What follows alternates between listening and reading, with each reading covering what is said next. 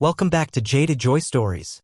I'm your host, Brutus, and today we have a story about a Marine whose wife dies and another woman moves in to help him and his children.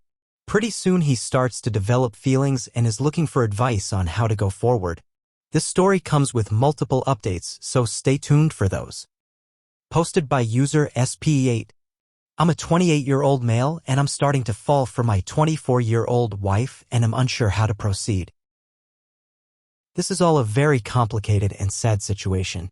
About 4 years ago, my wife and partner of 8 years passed away due to complications after the birth of our second son.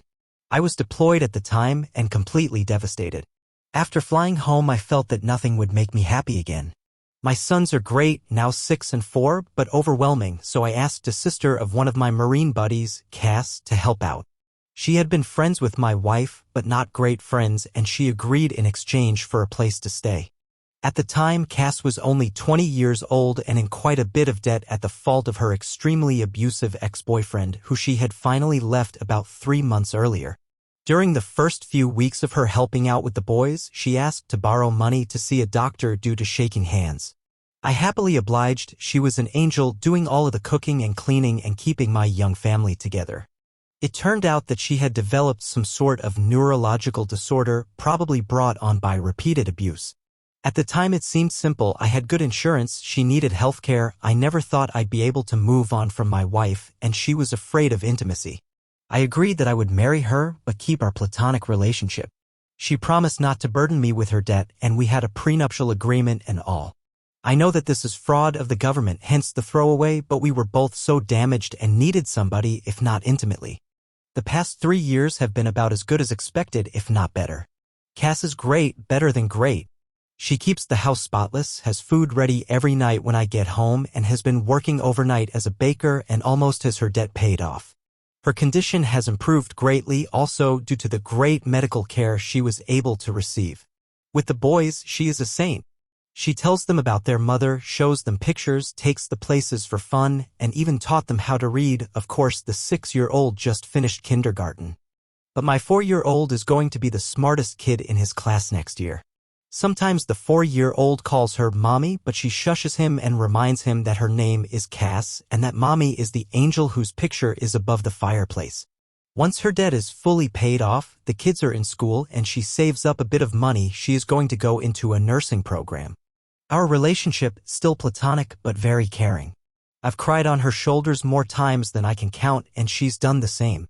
One night I was very stressed out and yelled at her about something pretty inconsequential. She had taken my sons to see Santa without me. She, of course, became quite frightened, but we worked it out and I even offered to pay for her to see a counselor. That was 2 years ago and we have had little fights ever since, but have been able to work through them. She seems to understand me whenever I'm hurt, upset, or angry and is calming in a way that I can't explain.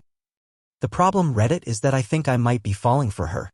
I've been noticing little things, her scent, her smile, her laugh. The way she smiles with her eyes when she sees me, how much my boys love her.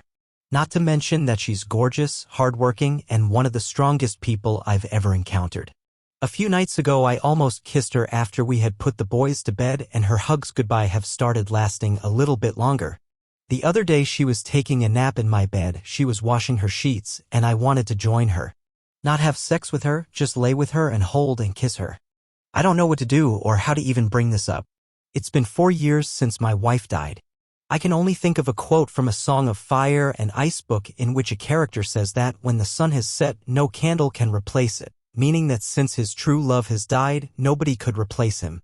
That's how I used to feel, but there have been days where my thoughts have been occupied with Cass and I haven't even thought about my wife. I feel bad about it and I still miss her, but I never thought that I'd be able to move on. I feel guilty and disloyal. At the same time, I want her. Not just sexually or physically, I want to be romantically intimate with her, not just as friends. I don't know how to bring it up. I don't want to scare her or make her uncomfortable. But this is becoming more difficult than I could have ever imagined. I was thinking about asking her to get dinner, just the two of us, and bringing it up. But what if she refuses? How can I gauge her interest? If it means anything, the other day she was having a hard time with the boys, they were restless and being out of hand, so I brought her home some of her favorite flowers. She was extremely giddy and gave me another lasting hug and a quick kiss on the lips.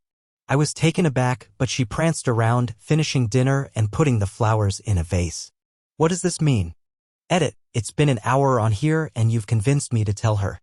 I've called her favorite fancy restaurant and made a reservation.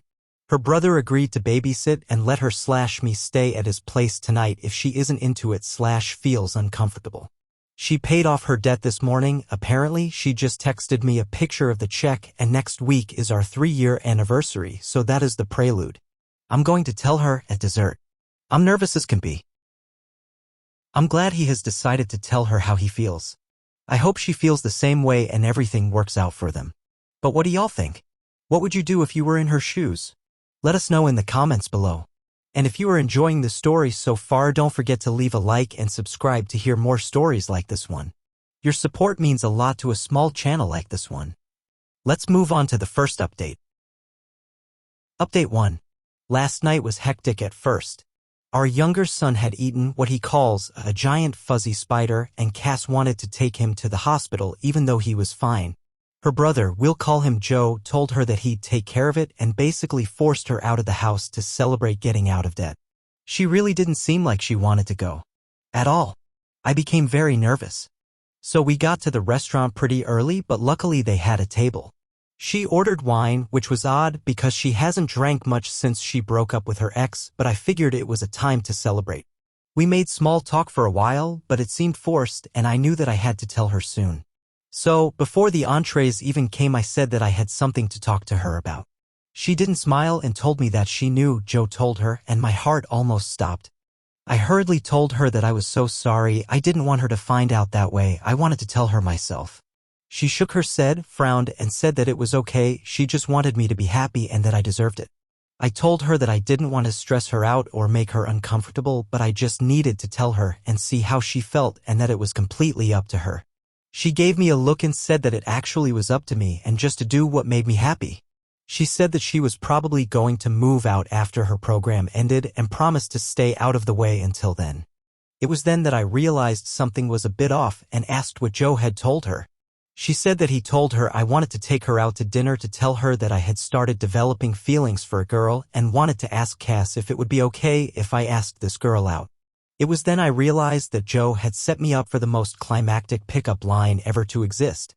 Our entrees came. I had shrimp and pesto gnocchi, and she had crab legs for you detail lovers, and I explained that, yes, I had started developing feelings for a girl, I just didn't want it to mess up what we had.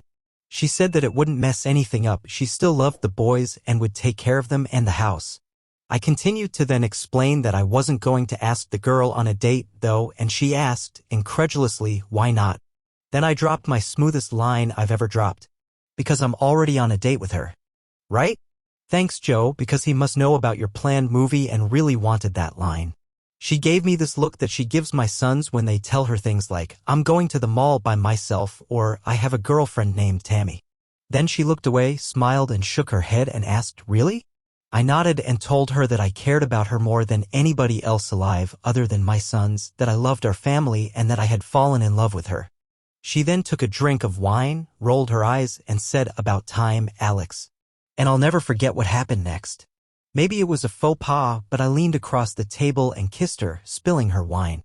But neither of us cared, and we kissed for about a minute before she told me to get off her before her crab legs got cold. This was joking, but not. You'd have to know her. After leaving the restaurant, we got ice cream and sat around and kissed some more before heading home. Joe was sitting on our couch watching one of those VH1 dating shows with a shit-eating grin on his face, and Cass ran in, screaming at him that he ruined everything and that she was going to have to move in with Mom now. We let him believe it for about 5 seconds before bursting into laughter.